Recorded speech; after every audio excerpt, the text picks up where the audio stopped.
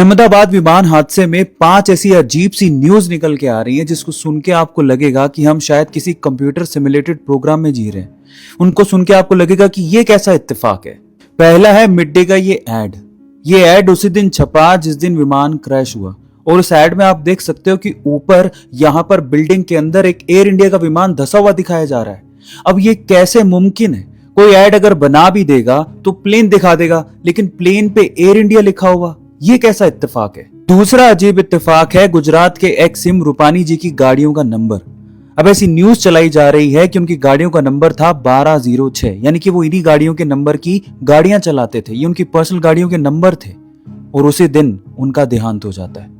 अब अगर ये न्यूज सच है तो ये कैसा इत्तेफाक है कि रूपानी जी 1206 की अपनी पर्सनल गाड़ियां चलाते थे और उसी दिन यानी कि 12 जून को ही उनका देहांत हो गया। फिर इन्हीं न्यूज के बीच में एक पंडित जी भी सामने आए हैं जिन्होंने ये पहले ही भविष्यवाणी कर दी थी कि 7 जून के बाद एक विमान हादसा होगा और उसमें किसी नामी व्यक्ति का देहांत हो जाएगा। अब क्या वो इसी एयर इंडिया फ्लाइट की बात कर रहे थे और क्या वो नामी व्यक्ति विजय रूपानी जी थे?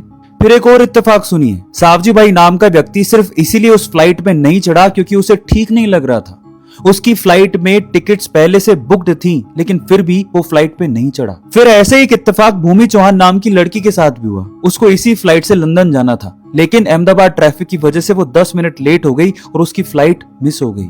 अब अगर वाकई ये खबरें सच हैं तो इन सब खबरों को सुन के आपको नहीं लगता कि हम लोग एक कंप्यूटर सिमुलेटेड प्रोग्राम में रह रहे हैं?